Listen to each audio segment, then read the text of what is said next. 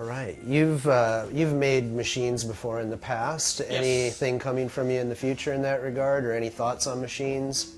Thoughts on tat guns. Yeah, you know, I have another machine that I'd like to do soon. It's a matter of finding the time, and time is really hard to balance with, you know, the other things we're doing, publishing, making shirts, full-time tattooing, trying to run the shop. You know how it is. Right.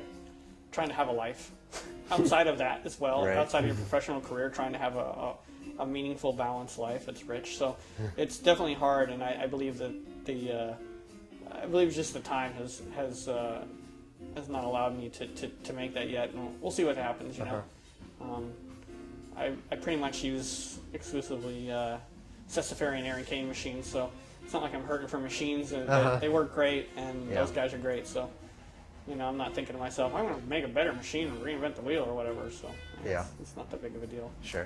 But I do enjoy it. I mean, I'm a hands-on person, and I'm mechanically inclined, so it's you know, it's fun, although at times frustrating, but it's fun and I enjoy it, and hopefully we'll get something out. Yeah. So you've started working with Vans now. Yes. And you have a shoe coming out soon. 3 shoes. Correct. 3 shoes. 3 shoes coming out, and part of the proceeds are going towards to the Shriners Burn Hospitals for Children. Nice.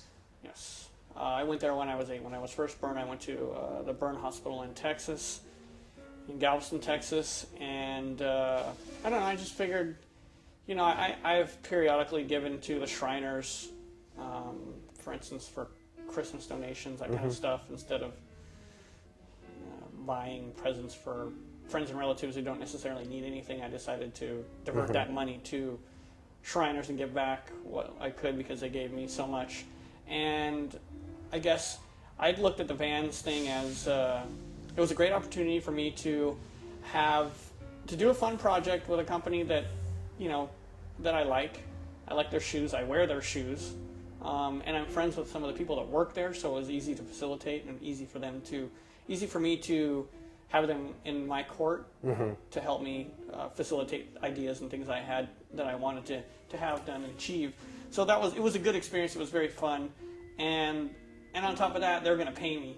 And I just looked like, well, this is money that I didn't count on, and I think to me it looked as just like a bonus to the whole experience. And I thought, well, you know, it's some money I can give back. So I donated half of my proceeds, and Vans matched it.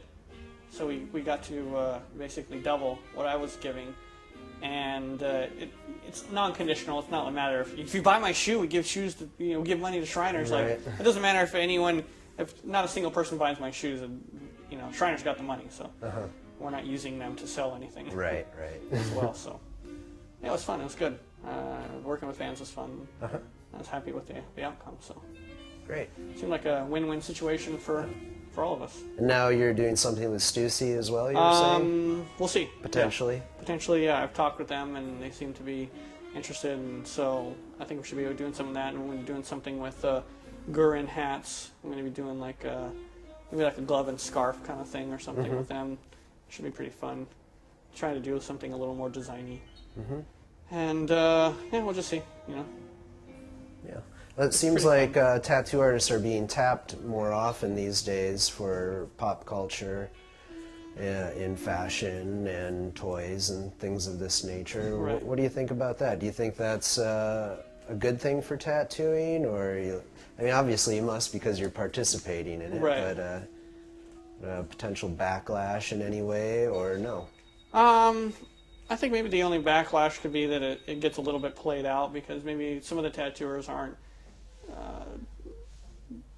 necessarily designing. They're throwing tattoo imagery at whatever product or application is happening for them. So, you know, they're saying, oh, we want to do this shoe or this shirt or whatever, and they're saying, well, here's a piece of flash I drew for it.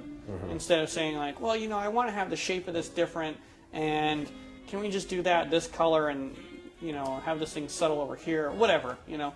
And they might be people might get a little tired of seeing like this rose with a dagger through it for, you know, everything. Right. I could see that maybe hurting it just from the general public standpoint, but I think overall, really, tattooing will never die. It cannot die. You know, No. the idea of the mass population who are on the fringes of anything cool, the idea of them trying to kill tattooing is ridiculous. So I'm not too worried about it, but certainly I think it could have a little bit of a backlash, just as far as overall acceptance or the kind of trendiness of it. And then you also have your own label, Black Claw. Right. And that involves shirts so far, but Yeah. other things planned, or just... Not really, maybe. It's so hard. It takes so much time and it's so much work that shirts right now is plenty enough headache. Plenty. And your shirts don't seem to be very simple in any way. They look like there's a lot of processes involved in making them happen. Yeah. You know, I usually do drawings in watercolors of the designs, and all the shirts are custom sewn. I have to, you know, spec out the bodies and all this, and just that alone is a major headache. I mean, I'm glad I'm doing it, but it's certainly, I don't know if I expect it to be easy, but it certainly ends up being a little bit harder than you would want.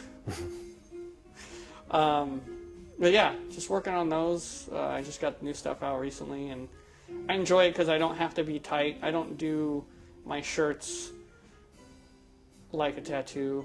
I don't. First of all, I don't really like straight up tattoo designs on clothing. I don't think I ever really have. And I guess I just try to take my tattoo influence and push from there, and do stuff that's not really outside of that, sloppier, looser, that kind of stuff, because, you know, tattooing calls for such a precision that it's nice if I'm going to do anything that's outside of that, to do something that's a little more free. I think that's healthy too.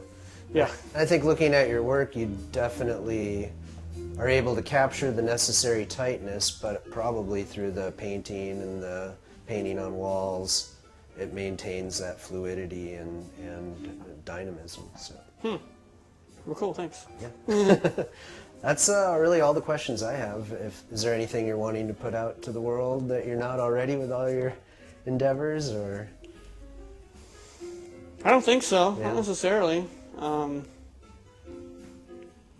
guess just touch on the idea that tattooing is only going to be as good to you as you are to it, and if you don't put the right amount of energy and respect into it, I think that you can expect to receive little to nothing from it, and that I don't know, if you're involved in tattooing, I think you should love it, and care for it, and give back to it, and it will treat you great. So maybe that's it. All right, thanks a lot. We've been talking with the Grime here at Skull and Sword in San Francisco. That's right. All right, thanks a lot. No problem. All right, cool.